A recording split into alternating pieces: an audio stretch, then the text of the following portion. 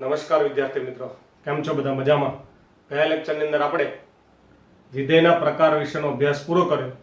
આજે આપણે ત્રીજો ટોપિક શરૂ કરીશું, જે 11માં ઓલરેડી મેં તમને ભણાવી દીધો હતો. આપણે 11માં ની ટેક્સ્ટ બુકમાં હતું નહીં, પણ મેં તમને ભણાવી દીધું હતું.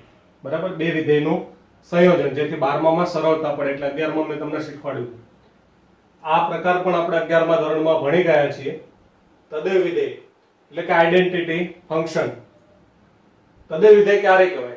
તો કે જ્યારે એના દરેક સભ્યને તે જ સભ્ય સાથે સાંકળતું વિધેય, એટલે એનો કોઈ પણ સભ્ય હોય ને તો એનો પ્રતિબિંબ પોતે જ આવવું જોઈએ. ધારો કે 1 નું પ્રતિબિંબ શોધો તો 1 આવવું જોઈએ, 2 નું પ્રતિબિંબ 2 આવે, 3 નું પ્રતિબિંબ 3. એટલે પ્રતિબિંબ કોણ આવે? જે પૂર્વ પ્રતિબિંબ હોય એ જ, બંને સરખા હોય. ટૂંકમાં સીધી ભાષામાં એવું કહેવાય, પ્રતિબિંબ અને પૂર્વ પ્રતિબિંબ બંને સરખા હોય તો એને તદેવ વિધેય કહેવાય. એને IA વડે દર્શાવાય. a ઉપરનું છે એટલે IA વડે કહેવાય, r થી r હોય તો IR કહેવાય, n થી n હોય તો IN વડે દર્શાવાય.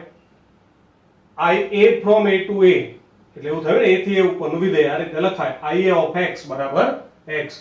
તમને સમજવા માટે એક ઉદાહરણ આપ્યું છે, f from n to n, f of x બરાબર mod x. એટલે n થી n છે તો તમે પ્રદેશમાંથી વારાફરતી કિંમત મૂકો. ધારો કે 1 લઈએ તો 1 આવે, 2 લઈએ તો 2 આવે, 3 લઈએ તો 3 આવે. તો આ તદેવ વિધેય થઈ ગયું. તદેવ વિધેય હોય તો શું કીધું લખવાનું? I લખવાનું. પછી અહીંયા જે પ્રદેશ હોય ને એ નીચે લખવાનો, સોરી અહીંયા IN નહીં લખવાનું. શું લખવાનું? IN. બરાબર. f from n to n છે, તદેવ વિધેય હોય તો f of x બરાબર I કરી અને નીચે શું લખવાનો? જે પ્રદેશ હોય પહેલા IN વડે દર્શાવવા. 11માં આપણે ભણાવ્યું. હવે અહીંયા વાત કરીએ બે વિધેયનું સંયોજન. તો બે વિધેયનું સંયોજન ક્યારે થાય? તો કે જ્યારે જેનું સંયોજન કરવાનું હોય ને એનો વિસ્તાર છે ને બીજાના પ્રદેશમાં હોવો જોઈએ. ધારો કે મારે f નું સંયોજન g જોડે કરવું હોય તો f નો વિસ્તાર g માં હોવો જોઈએ, તો જ સંયોજન થાય ને. બરાબર, જુઓ અહીંયા કે એક વિધેય f from a to b છે, એટલે f નો પ્રદેશ કોણ? a, સહપ્રદેશ કોણ? b. તો f નો વિસ્તાર ક્યાં આવશે? b માં જ આવે, સ્વાભાવિક છે. g from c to d એ બે વિધેય થાય. જો એક વિધેય f છે, બીજું વિધેય g છે. f નો પ્રદેશ a છે એટલે વિસ્તાર d માં આવે, g નો પ્રદેશ c છે એટલે વિસ્તાર d માં આવે. હવે સાંભળજો, f નો વિસ્તાર શોધવો હોય તો a માંથી કિંમત લેવાની થાય, g નો વિસ્તાર શોધવો હોય તો c માંથી કિંમત લેવી પડે. તો જો મારે f અને g નું સંયોજન કરવું હોય તો f નો જે જવાબ આવે ને વિસ્તાર એ b માં તો હોવો જ જોઈએ, c માં પણ હોવો જોઈએ, તો જ સંયોજન થાય. એટલે જો વ્યાખ્યા શું કહે છે કે f a થી b પરનું વિધેય હોય, g એ c થી d પરનું વિધેય હોય તથા f નો વિસ્તાર, મેં કીધું ને હમણાં f નો વિસ્તાર જે છે એ b માં તો આવતો જ હોય, પણ f નો વિસ્તાર જો g ના પ્રદેશમાં આવે તો જ f અને g નું સંયોજન થાય અને એને g of f વડે દર્શાવાય. હું આકૃતિમાં સમજાવું શું કહેવા માંગુ છું. જો આ f from a to b વિધેય છે, f from શું છે? a to b વિધેય છે. અહીંયા એક x ઘટક a માં છે, હું f માં મૂકું એટલે એનું પ્રતિબિંબ f of x મળે. પ્રતિબિંબ ફરજિયાત ક્યાં મળે? b માં. એટલે અહીંયા પણ ચાલે, અહીંયા આખા b માં ગમે ત્યાં ચાલે. બરાબર. ધારો કે અહીંયા ઉદાહરણ આપું કે આ જ ઉદાહરણ લઈએ આપણે, f from n to n, A f of 2 લઈએ તો જવાબ 2 આવશે. તો 2 અહીંયા હોય, 2 અહીંયા પણ હોઈ શકે, અહીંયા પણ હોઈ શકે. પણ હવે મારે જો g માં કિંમત લખવી હોય તો g from c to d છે, g from શું છે? c to d. તો g ની કિંમત તો ફરજિયાત ક્યાંથી લેવી પડે? g નો પ્રદેશ c માંથી જ લેવી પડે. એટલે જો આનો જવાબ અહીંયા આવે ઉપર, આમાં ન આવે તો g માં ના મુકાય, કેમ કે g માં કિંમત તો c માંથી લેવાય. એટલે આપણે આ જે f છે, f એનો પ્રદેશ a છે તો એનો વિસ્તાર આ બંનેમાં હોવો જોઈએ, b અને c માં. b માં હોય કે ના હોય તો ચેક કરવાની જરૂર નથી, તો હોય તો જ વિધેય બન્યું, ને તો થોડું વિધેય બન્યું હોય. એટલે આ જે f છે ને, f એનો વિસ્તાર છે ને એ ફરજિયાત c માં હોવો જોઈએ. એટલે જો આ x f માં મૂકે એટલે f of x મળે. હવે એને આપણે g માં મૂકવાના, એટલે g કૌંસમાં f of x, એટલે એને કહેવાય g of f. શું કહેવાય? g of f. વંચાય પાછળથી કે f નું g સાથે સંયોજન. ખ્યાલ આવે બધાને? ફરીથી રિપીટ કરીશું, એ મેં ઉદાહરણ લીધા છે એટલે થોડી ખબર પડે. ચાલો, આ ચાર વિધેય છે સંયોજન. જો g of f, f of g, h of g, g of h. તો આને શું વંચાય? f નું g સાથે સંયોજન. વંચાય પાછળથી જ હંમેશા. ચાલો, આને શું વંચાય? g નું f સાથે સંયોજન. ચાલો, શું વંચાય? g નું h સાથે સંયોજન. શું ઊંચાઈ h નું g સાથે સંયોજન થઈ ગયું. ક્યારે મળે તો કે જેનું સંયોજન કરવું હોય એનો વિસ્તાર બીજાના પ્રદેશમાં હોવો જોઈએ. એટલે આને ઊંધું યાદ રાખવાનું, પાછળથી શરૂ કરો. એટલે range of f subset of domain of g. બોલો આમાં range of g subset of domain of f, range of g subset of domain of h, range of h subset of domain of g. એટલે કે આ h નું g સાથે ક્યારે સંયોજન થાય, h ને મારે g માં મૂકવો હોય ક્યારે મુકાય, h નો જવાબ g માં આવે ત્યારે. તો આ બધા યાદ રાખવાનું છે. એક ઉદાહરણ લઈએ. f of g અને g of f શોધવાનું કેવી રીતે? તો f from r થી r છે, g from r થી r છે. એટલે જો ચારેય સરખા છે એટલે f નું g સાથે સંયોજન થાય, g નું f સાથે પણ સંયોજન થઈ શકે. તો પહેલા આપણે f of g લખીએ. અચ્છા, f of g લખાય કેવી રીતે એ પણ શીખી લઈએ જરા. તો હું 11 માં કીધું હતું કે f of g નો પ્રદેશ શું થાય. f of g નો પ્રદેશ શું થાય? મેં 11 માં કીધું હતું છેલ્લાનું પહેલું ને પહેલાનું છેલ્લું, આવું યાદ રાખવાનું. તો છેલ્લે કોણ છે? g, એટલે એનો પ્રદેશ આવે એમ. અને પહેલું કોણ છે? f, તો એનો સહપ્રદેશ આવે. એટલે આવું કીધું હતું છેલ્લાનું પહેલું, પહેલાનું છેલ્લું, છેલ્લાનું પહેલું, પહેલાનું છેલ્લું. સારું, તો શોધીએ. f of g of x બરાબર f કૌંસમાં g of x. આવું લખાવું શીખ્યા છીએ આપણે. તો કૌંસમાં g of x પહેલા લખવાનું એટલે x plus 1 થઈ જાય. હવે મેં એવું શીખવાડ્યું હતું કે આને m ધારી લેવાનો. શું ધારી લેવાનો? m. x plus 1 બરાબર આપણે m ધારી લઈએ. હવે f of m જે છે, f of x બરાબર 2x plus 3, તો f of m શું થાય? 2m plus 3 થાય. ફરી વાર રિપીટ કરી દઈએ. આપણે f of g of x શોધવાનું છે એટલે f કૌંસમાં g of x આવે તો g of x ની કિંમત x plus 1 કૌંસમાં લખી એને મેં m ધાર્યો. f of m એટલે શું થાય? 2m plus 3 થાય. m ની કિંમત આપણે પાછી લખીએ તો m ની કિંમત શું છે? અહીંયા x plus 1 છે plus 3, તો અહીંયા શું થશે? 2x plus 2 plus 3, તો શું થાય? 2x plus 5. શું થાય? 2x plus 5. બોલો, ખબર પડી? તો આવી રીતે છે એ બે વિધેયનું સંયોજન છે એ આપણે શોધી શકીએ છીએ. બરાબર? ચાલો આગળ વાત કરીએ. હવે આપણે આ શોધવું છે g of f. એ પણ r થી r થશે. છેલ્લાનું પહેલું, પહેલાનું છેલ્લું, બધું r થી r છે એટલે r થી r જ થાય. ચલો, g of f of x. બોલો g કૌંસમાં f of x. તો બોલો g કૌંસમાં f of x પહેલા લખવાનું. બોલો 2x plus 3 કૌંસમાં આવે પહેલા લખવાનું અને m ધારી લઈએ.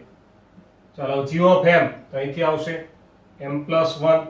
m ની કિંમત આપણે પાછી લખીએ 2x plus 3 plus 1 એટલે આવશે 2x plus 4. આવી રીતે f of g અને g of f શોધી શકાય.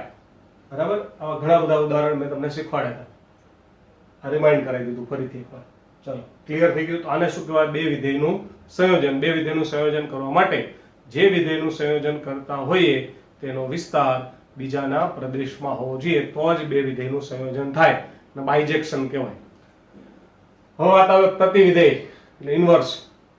બરાબર? ચેપ્ટર 2 આખું ભણ્યા ત્રિકોણમિતીય પ્રતિવિધેય. વ્યાખ્યા ભણ્યા જ નથી. ડાયરેક્ટ ચેપ્ટરનું નામ ત્રિકોણમિતીય પ્રતિવિધેય આવ્યું. ત્રિકોણમિતીય પ્રતિવિધેય ચેપ્ટર આવડી ગયું, બહુ સરળ છે. પણ ક્યારે વિચાર્યું પ્રતિવિધેય શું છે, કેમ મળે, ક્યારે મળે? તો પ્રતિવિધેય ક્યારે મળે? કે જ્યારે f from a to b એક વિધેય છે તો એનું પ્રતિવિધેય, એનું ઇન્વર્સ શું થાય? g from b to a. A g પ્રતિવિધેય ક્યારે કહેવાય? તો કે જ્યારે g નું f સાથેનું સંયોજન ia હોય અને f નું g સાથેનું સંયોજન ib હોય. એટલે શું? ia એટલે શું? ia એટલે શું? તદેવ વિધેય. એટલે g of f શું થાય? ધ્યાનથી સમજી લો જરા. બરાબર? અહીંયા વાત આવી. g of f શું થાય વિચાર લો. તો કે g of f એટલે અહીંયા શું કીધું? છેલ્લાનું પહેલું, પહેલાનું છેલ્લું. હું અહીંયા સમજાવવા માટે લખું છું, ધ્યાન આપજો. g of f from, તો f એટલે અહીંયા છેલ્લે f છે ને, તો એ પહેલા છેલ્લાનું પહેલું એટલે a થાય, પહેલાનું છેલ્લું એટલે શું થાય? a થાય. એટલે આ જે છે ને એ તદેવ વિધેય હોવું જોઈએ. કેવું હોવું જોઈએ? તદેવ વિધેય. તદેવ એટલા માટે કે એક એક અને વ્યાપ્ત હોય તો દરેક ઘટકનો જવાબ તો આવવો જોઈએ, એકનો એક જ ફરજિયાત. એટલે એક એક અને વ્યાપ્ત થવા માટે એટલે ia લખ્યું. શું લખ્યું? ia. પછી f of g જે છે તો કે છેલ્લાનું પહેલું એટલે g નું પહેલું એટલે b થાય, પહેલાનું છેલ્લું એટલે a થાય. તો આ પણ શું થવું જોઈએ? વ્યાપ્ત વિધેય થવું જોઈએ. એટલે આપણે એને શું કહેવાય? IB વડે દર્શાવાય. એટલે કે g નું f સાથેનું સંયોજન IA હોય, f નું g સાથેનું સંયોજન IB હોય, એટલે કે તદેવ વિધેય હોય. બંનેના એકબીજા સાથેના સંયોજન તદેવ વિધેય હોય તો જ ઇન્વર્સ મળે, અને f ઇન્વર્સ વડે દર્શાવાય. એટલે f ઇન્વર્સ ફ્રોમ શું થાય? B to A. તો આપણે દર વખતે વ્યાપ્ત વિધેય ચેક કરવાની જરૂર નથી, સોરી તદેવ વિધેય ચેક કરવાની જરૂર નથી. દર વખતે આપણે તો સરળ એક જ વાત રાખવાની કે જે વિધેયનું ઇન્વર્સ શોધવાનું હોય ને એક એક અને વ્યાપ્ત હોવું જોઈએ તો જ ઇન્વર્સ મળે, નહીતર ઇન્વર્સ ના મળે. આ બહુ સ્પષ્ટ વાત કે f જે છે એક એક અને વ્યાપ્ત હોય ને તો જ એનું પ્રતિવિધેય મળે. તો અને તો જ એટલે ખબર પડે ને કે રિવર્સ એ સાચું પડવું જોઈએ કે એક એક અને વ્યાપ્ત હોય તો જ ઇન્વર્સ મળે. તો ઊંધું ઇન્વર્સ મળતું હોય એ ફરજિયાત એક એક અને વ્યાપ્ત હોય. તમને ખ્યાલ હોય તો 11મા ધોરણમાં તમે સાઇન વિધેયના અને કોસના આલેખ દોરતા હતા ત્રિકોણમિતિય વિધેય ચેપ્ટરની અંદર. આમ વક્ર આવતા, ખબર? વક્ર આવતા. એક વક્ર પૂરો થાય પછી પાછો બીજો વક્ર આવે એટલે તો રિપીટ થયો કહેવાય વિસ્તાર. તો એક વક્ર થાય ને એટલામાં જ એક એક અને વ્યાપ્ત કહેવાય. અડધો વક્ર, સોરી અડધો વક્ર. એટલે આપણે સાઇનમાં પ્રદેશમાં શું લખીએ છીએ? -π/2 થી π/2. શું લખીએ છીએ? -π/2 થી π/2. એટલે આમથી આમ પૂરું થાય આટલું, પછી પાછું આમ રિપીટ થતું હોય.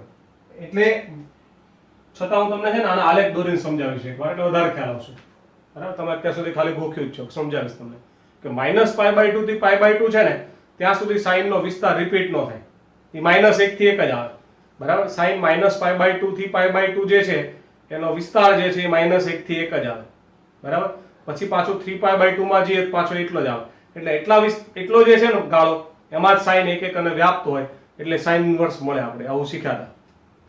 ચલો એક ઉદાહરણ લઈશું.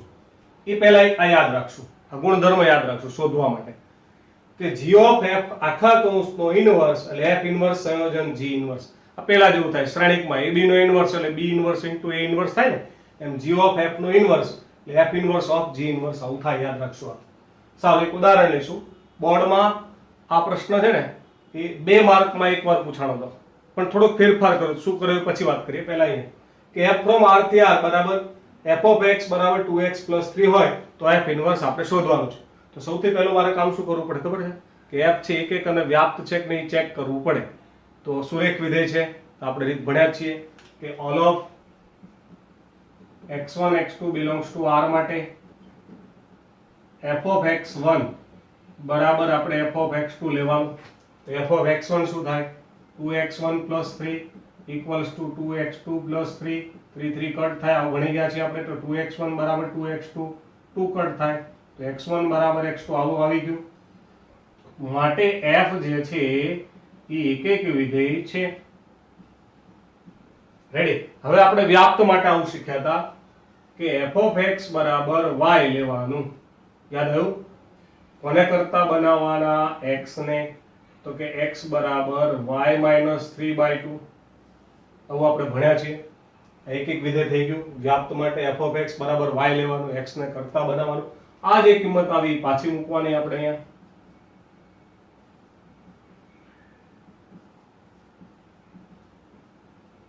ખ્યાલ આવે ને બધાને? બે ઉડી ગયા. y - 3 + 3 એટલે y આવી ગયું. માટે f વ્યાપ્ત છે. તો આમ યાદ રાખો કે f જે છે એક એક અને વ્યાપ્ત છે, એટલા માટે f ઇન્વર્સ મળે. શું મળે? f inverse. તો ધ્યાન આપજો કે f of x બરાબર શું છે? y. તો બોલો x બરાબર શું થાય? f inverse y. આપણે પહેલા જેવું tan θ બરાબર x તો θ બરાબર tan ઇન્વર્સ x. તો f of x બરાબર y તો x બરાબર શું થાય? f inverse y. તો x ની કિંમત મૂકી દો પાછી આપણે. x ની કિંમત કઈ છે અહીંયા? y - 3/2. તો y નું ઇન્વર્સ y - 3/2 થાય. y નું ઇન્વર્સ શું થાય? y - 3/2. તો y ની જગ્યાએ હું x લખું તો f ઇન્વર્સ x બરાબર શું થાય? x - 3/2. બોલો ખબર પડી ગઈ? હું કહું f ઇન્વર્સ m શું થાય? તો m - 3/2. ફરીથી આ f of x બરાબર શું આપ્યું તો આપણને 2x + 3 એટલે સુરેખ વિધેય હતું. તો પહેલા એક એક અને વ્યાપ્ત સાબિત કરવું પડે. એટલે એક એક વિધેય સાબિત કરવાનું વ્યાપ્ત હતું. એક એક અને વ્યાપ્ત બંને હોય તો અને તો જ f ઇન્વર્સ મળે. એટલે આખું સ્વાધ્યાય 1.2 છે ને એ આખું રિપીટ આવશે અહીંયા. કારણ કે દરેક દાખલામાં ઇન્વર્સ શોધવું હોય પહેલા શું સાબિત કરવું પડે? એક એક અને વ્યાપ્ત સાબિત કરવું પડે. એટલે 1.2 ના આવડે ઇન્વર્સ ના આવડે. એટલે એક એક અને વ્યાપ્ત સાબિત કર્યું પછી ઇન્વર્સ શોધવાની રીત આ છે. દરેક વખતે ઇન્વર્સમાં કોમન રીત છે કે f of x બરાબર y લેવાનું, એટલે x બરાબર f ઇન્વર્સ y થઈ જાય. x ની કિંમત રકમમાંથી મૂકી દેવાની, બરાબર? એટલે y નું ઇન્વર્સ મળી જાય એટલે x નું ઇન્વર્સ આ થઈ ગયું, બરાબર? આ દાખલો MCQ માં પૂછાય તો 1 જ મિનિટમાં પૂરો થાય. કેવી રીતે? તમને ખબર છે કે r થી r ને સુરેખ છે એટલે એક એક અને વ્યાપ્ત થઈ ગયું. હવે તમારે આટલું જ કામ ખાલી કરવાનું છે, 2 જ સ્ટેપ કરવાનું. આ રકમ બરાબર y, આ 3 સ્ટેપમાં પતી જાય દાખલો. રકમ બરાબર y લેવાના, x ને કરતા બનાવવાનું, x ની કિંમત શું આવી? y - 3/2. y ની જગ્યાએ x મૂકી દો એટલે ઇન્વર્સ આવી ગયું x - 3/2. આ ડાયરેક્ટ આવી જાય. તો બોર્ડ વાળાએ શું કર્યું ખબર? અહીંયા r થી r હતું ત્યાં n થી n કરી નાખ્યું. r થી r ત્યાં શું કરી નાખ્યું? n થી n કરી નાખ્યું. ઓપ્શન આપ્યા હતા એમાં આ એક જવાબ આ હતો ઇન્વર્સમાં. એટલે મોટા ભાગના શું ઉતાવળા છે ને સાહેબે કીધું સુરેખ વિધેય છે, એક એક અને વ્યાપ્ત છે, ચલો 3 સ્ટેપમાં પૂરો ઇન્વર્સ આવી ગયું, બરાબર? 2 માર્ક ગયા. 2 માર્કનો પ્રશ્ન હતો MCQ માં. તો ઇન્વર્સ ના મળે, n થી n હોય મેં કીધેલું છે તમને કે કિંમતો મૂકીને ચેક કરવું પડે. તો r થી r હોય તો એક એક અને વ્યાપ્ત થઈ જાય સુરેખ. n થી n હોય તો તમે 1 મૂકો એટલે 2 2 3 5, તો વિસ્તાર 5 થી શરૂ થાય એટલે એક એક વિધેય થાય પણ વ્યાપ્ત ન થાય. વ્યાપ્ત ન થાય તો ઇન્વર્સ મળે નહીં. એટલે ખાસ ધ્યાન આપવાનું છે કે r થી r છે, n થી n છે, z થી z ચેક કરવું પડે. તો અહીંયા આપણે ખાસ 2 મહત્વના ટોપિક આજે મેં શીખવાડે. એક તો 2 વિધેયનું સંયોજન કેવી રીતે થાય, ક્યારે મળે અને કેમ વચાય, આ શીખી જવાનું ખાસ. એનું એક ઉદાહરણ ભણ્યા, બરાબર? 11મા ધોરણની નોટ કાઢો વિધેયની, સાચવીને રાખ્યું. એમાં બહુ બધા ઉદાહરણ મેં તમને સંયોજિત વિધેયના શીખવાડે, એટલે 10 દાખલા શીખવાડ્યા હતા. પછી ઇન્વર્સ, આ તમે આમ ભણી ગયા છો પણ આપણા માટે નવું છે, વ્યાખ્યાની સાથે સમજીએ થોડુંક નવું છે. તો ઇન્વર્સ ક્યારે મળે કે એક એક અને વ્યાપ્ત હોય ત્યારે, અને ઇન્વર્સ કેમ શોધાય એ એક ઉદાહરણ મેં શીખવાડ્યું સુરેખ વિધેયનું. આપણે અલગ અલગ દાખલામાં ઇન્વર્સ કેમ શોધવાનું એ નેક્સ્ટ લેક્ચરની અંદર આપણે ભણીશું. એટલે આજનું છે એ બરાબર ધ્યાનથી બધી જ થિયરી 2 વાર લખો અને શાંતિથી વાંચી અને તૈયાર કરવાની છે દરેક.